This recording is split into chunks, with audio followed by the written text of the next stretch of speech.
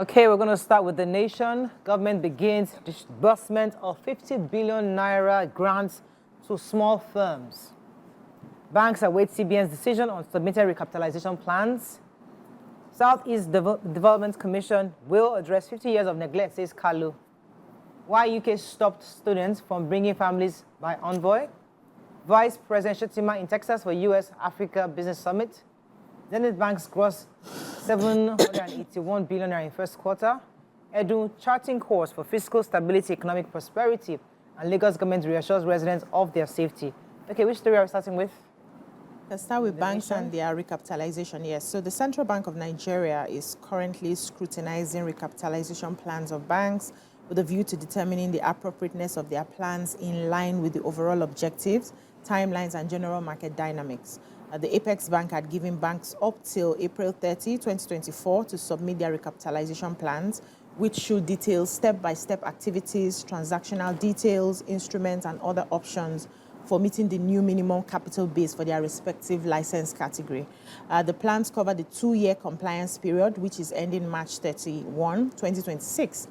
And according to different sources, they are confirming the Apex Bank has started extensive reviews of the recapitalization plans submitted by the banks and also an evaluation process, that will determine whether the banks can ratify or call for clarifications and supplementary plans from their affected banks.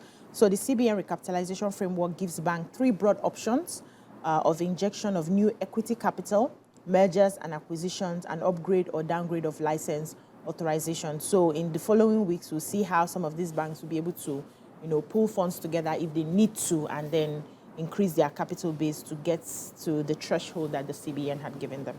Okay, do you want to go? Okay. Only international students studying for their PhD can go with their dependents to the United Kingdom. This is the British High Commissioner, Dr. Richard Montgomery. He said this yesterday when he was speaking with the news agency of Nigeria, NAN, in Abuja. And, he gave reasons why. And I'll just read the figures that he gave out because he says it's important that you understand why the UK is doing this. He says that, of course, when people come to study, they come with their dependents, and it's quite and when they do come with their dependents, it's affecting the population, and so many things that people use in the UK, like their health sector and so many other things, there's quite a lot of stress on it. Accommodations also with the universities, there's a lot of stress. So this was a long time, coming, and he explained, he says, the wider audience needs to hear that the demand for UK education is really strong. In 2022, 65,000 student visas was approved to Nigerian applicants, 65,000, while in September 2023, we received about 115,000 study visa applications from Nigeria, of which 95% were approved, and over 110,000 study visas were issued last September compared to the 65 the previous year.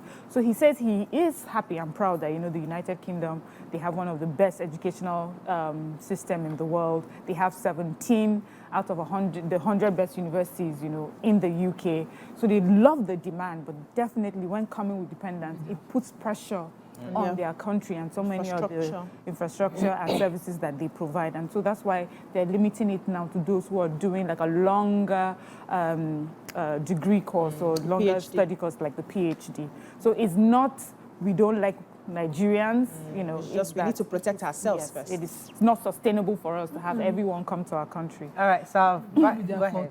Can I take major headlines? Since yes. we are focusing on our people.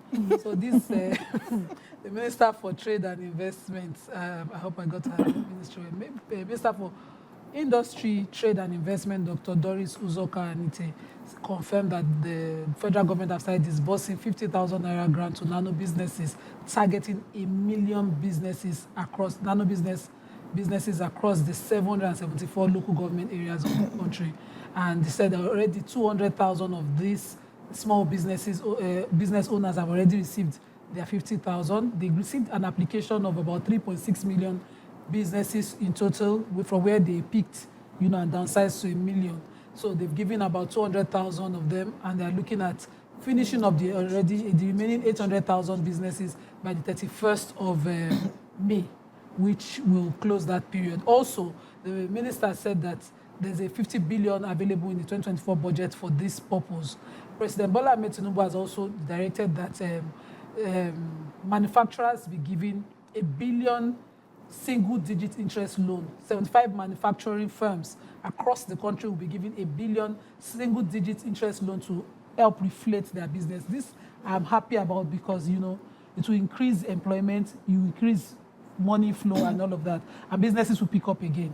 Nigerians have been talking about the hardship, but this was initiated by the president after the removal of subsidy to help businesses. And this is a I'm happy that they're doing this because I thought it was almost as if you just said all these things last year and nothing was being done. So I'm happy that they're back doing it. They're already doing it. So. Vice President Kasim Shettima is in Dallas, Texas. He's representing our president at the U.S.-Africa Business Summit to be hosted by corporate councils in Africa and in the U.S. So he will be joining other political and business leaders from Africa and the U.S., amongst others. And the meeting African leaders from Liberia, Malawi, Angola, so many other countries, Botswana, and also U.S., of course.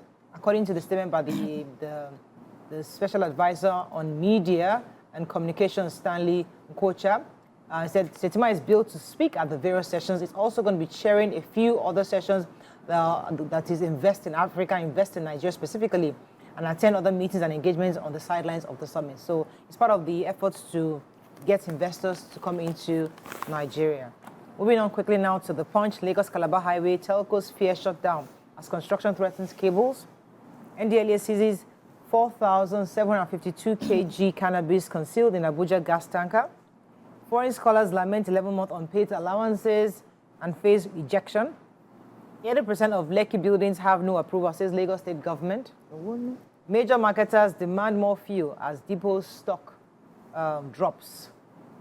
Abductions, detentions, echoes of Abacha-era media clampdown resound under Tinubu.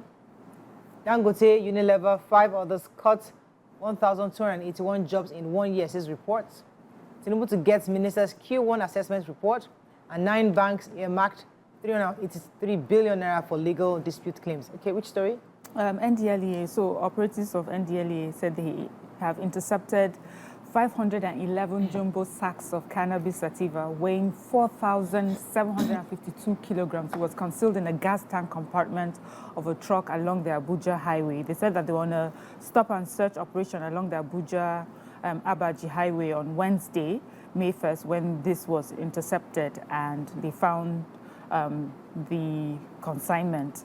You know, so I'm a bit curious if it was just a random stop and search or if it was based on intelligence. If it was random, I mean, what great luck.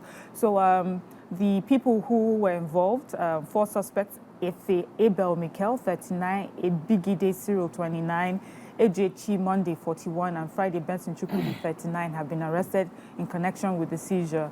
And as you know, they're constantly, NDA constantly on their work. So they also say they smashed an international drug syndicate with networks in parts of Nigeria, South Africa, and Thailand. And, no fewer than 5 members of the cartel were arrested in a 2-week intelligence-led operations, and so many other operations that they're doing across the country. But this particular one that I just read at first, they have the pictures of those who were intercepted. And look at the bags and bags. It's as if it's gone.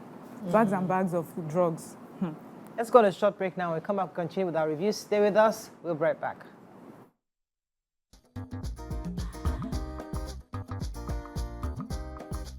Stay tuned. Your View will be right back.